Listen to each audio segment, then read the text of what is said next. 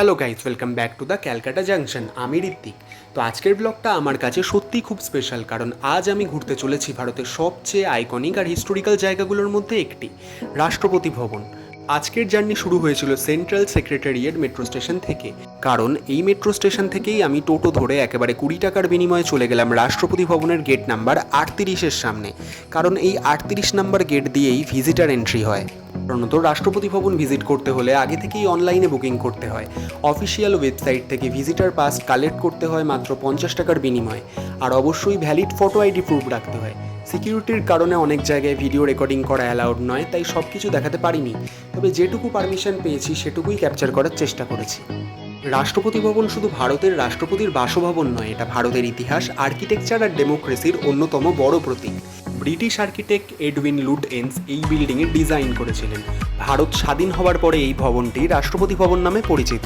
প্রায় 330 একর জায়গা জুড়ে তৈরি এই বিশাল কমপ্লেক্স পৃথিবীর অন্যতম বড় প্রেসিডেন্সিয়াল রেসিডেন্স। এখানে রয়েছে ফেমাস মুঘল গার্ডেন, যেটাকে অমৃত উদ্যান বলা হয়। বছরের নির্দিষ্ট সময়ে সাধারণ মানুষও এই গার্ডেন ভিজিট করতে পারে। লাল আর ক্রিম স্যান্ডস্টোন দিয়ে তৈরি এই বিল্ডিংয়ের আর্কিটেকচারের মধ্যে ইন্ডিয়ান আর ইউরোপিয়ান স্টাইলের সুন্দর মিক্স দেখা যায়। তো hello guys, welcome to my channel the Calcutta junction. আমি ঋত্বিক। এখন আমি রাষ্ট্রপতি ভবন থেকে ভিজিট করে বেরালাম, কিন্তু ভেতরে যে এরিয়াটা আছে সেখানে নিরাপত্তাজনিত কারণে আমরা ভিডিও রেকর্ড করতে পারি না, তার বাইরেই ফোনটা সাবমিট করতে হয়। এখানে আমরা 50 টাকা দিয়ে এসেছি একটা ভিজিটিং পাস করে, আর আমাদের এখানে একজন গাইড ছিলেন, তিনি হিন্দিতে পুরো বিষয়টা আমাদের এক্সপ্লেন করে দিচ্ছিলেন। যদি কারুর হিন্দি বুঝতে সমস্যা হয় তো ইংলিশে এক্সপ্লেন করার ব্যবস্থা ছিল। তো এখানে এসে হয়তো বাইরেটাই আমি তোমাদেরকে ভিডিওর মাধ্যমে দেখাতে পারছি, ভেতরটা দেখাতে না পারলেও ভেতরে আমার যে এক্সপিরিয়েন্সটা হয়েছে সেটা হচ্ছে একেবারে একটা লাইভ এক্সপিরিয়েন্স বলতে পারো। সেটা আমি তোমাদের সামনে হয়তো এক্সপ্লেন করতে পারবো না। তোমাদেরকেও বলবো, তোমরা যদি আসো এখানে নিয়মাবলীর পালন করো, ফোনটা বাইরে সাবমিট রেখো। কিছুটা অংশ তোমরা বাইরে, এই যে এরিয়াটা তোমরা দেখতে পাচ্ছ, এখানটায় তোমরা পুরোটা ভিডিও রেকর্ডিং করতে পারবে বা ছবি তুলতে পারবে, কিন্তু ভেতরের এরিয়াটা যেহেতু সিকিওর, তোমাদেরকে সেই নিয়মটা মানতে হবে, ফোনটাকে জমা রেখে দিতে হবে।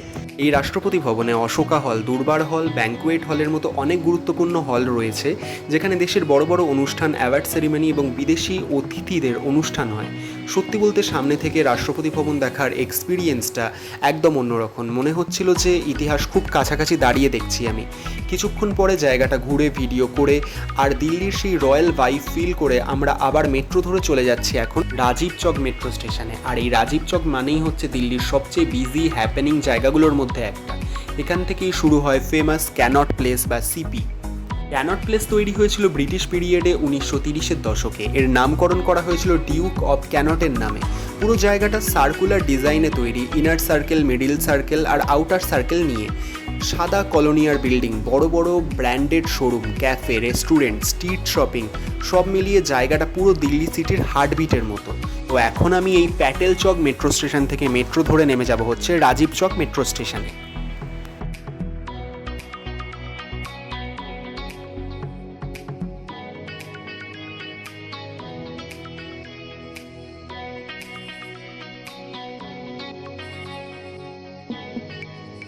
তো আমি ফার্স্টে গেছিলাম রাষ্ট্রপতি ভবনে, তো এখন আমি এসে গেছি ক্যানট প্লেস। এই যে তোমরা দেখতেই পাচ্ছ ব্যাকগ্রাউন্ডটা, তো এটা বেসিক্যালি কিছুই না, অনেকে দেখে আসে এখানে। আমাদের কলকাতার পার্ক স্ট্রিটের যে এরিয়াটা, বড় বড় শপিং মল, বড় বড় বিল্ডিং, এটা সেরকম। অনেকে এখানে পার্টি করে বা এই জায়গাটা দেখে যা মনে হলো এটা একটু বেশ বড় লোকদের জায়গা বলতে পারো। যাই হোক, এখানে বেসিক্যালি নামি রেস্টুরেন্ট, শপিং মল সমস্ত কিছু আছে। আর এটা হচ্ছে ক্যানট প্লেস সেন্ট্রাল পার্ক, যেটা রাজীব চক মেট্রো স্টেশনে এসে আমি এখানে এসেছি। যাবতীয় আশেপাশে যা দেখতে পেলাম, যে বড় বড় হোটেল, রেস্টুরেন্ট, শপিং মল এরকম টাইপের আছে। একটা ওই সাইডে একটা মার্কেটও আছে, আমি যতটা পারবো দেখানোর চেষ্টা করব। তো তোমাদের যদি এই ব্লগটা ভালো লেগে থাকে অবশ্যই লাইক করো, সাবস্ক্রাইব করতে ভুলো না। তো এরপরে তোমাদেরকে পুরোটাই আমি দেখাবো ভয়েস ওভারের মাধ্যমে। ভিডিওতে তোমরা দেখতে পাচ্ছ চারিদিকে ক্রাউড, ব্রাইট লাইটস, বড় বড় দোকান, ক্যাফে কালচার দিল্লির ফাস্ট লাইফস্টাইলের পুরো অন্য লেভেলের ভাইব দিচ্ছে। এখানে ইন্টারন্যাশনাল ব্র্যান্ড থেকে শুরু করে লোকাল শপিং সব কিছুই পাওয়া যায়। আর স্ট্রিট ফুডের মধ্যে যেই স্মেল জায়গাটাকে আরও লাইভলি করে তোলে। দিনের তুলনায় রাতে ক্যানট প্লেস আরও বেশি সুন্দর লাগে। চারিদিকে লাইটস জ্বলে, পুরো জায়গাটা একটা সিনেম্যাটিক ফিল দেয়। সবচেয়ে ইন্টারেস্টিং বিষয় হলো ক্যানট প্লেস শুধু শপিং বা হ্যাং আউট করার জায়গা নয়, এটা দিল্লির একটা কালচারাল হাব বললেও ভুল হবে না। এখানে প্রতিদিন হাজার হাজার মানুষ আসে, কেউ শপিং করতে, কেউ অফিসে এসে একটু সময় কাটাতে, আবার কেউ এই জায়গাটার ভাইব ফিল করার জন্য।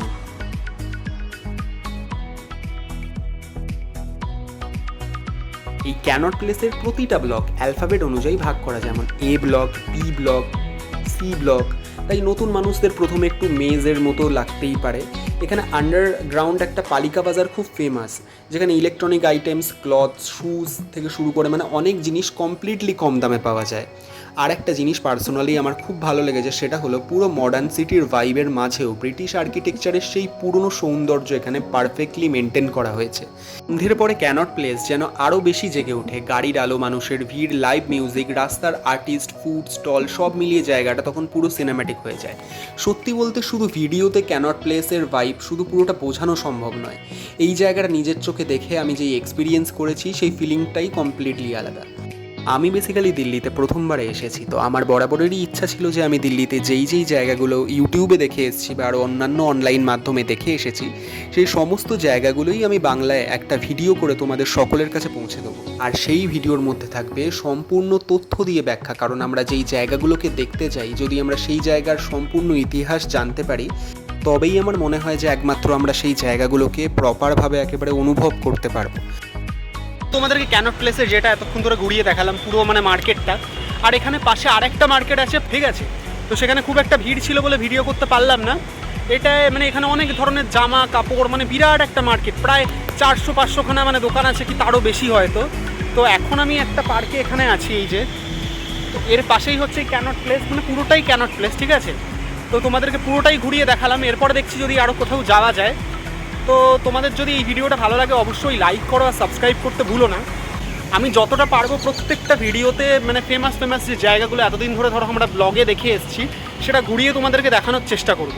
তো এখান থেকে এবার রাজীব চক মেট্রো স্টেশনে ব্যাক করে যাবো, তারপর সেখান থেকে একেবারে ঘরে চলে যাবো। অনেকটাই দুপুর হয়ে গেছে, এবার রোদও বাড়ছে। তো আজকের ভিডিওটা আমি এখানেই শেষ করছি। তো তোমাদের যদি এই ভিডিওটা ভালো লাগে তাহলে অবশ্যই লাইক করো আর চ্যানেলটাকে সাবস্ক্রাইব করে বেল আইকন প্রেস করে দিও। তো দেখা হচ্ছে পরের ভিডিওতে। আর পরের ভিডিওর বিষয় হচ্ছে জামা মসজিদ। তো জামা মসজিদে গিয়েও আমি সেখানকার ভিডিও তোমাদেরকে একদম বিস্তারিতভাবে তুলে ধরবো। তো দেখা হচ্ছে পরের ভিডিওতে। Thank you guys.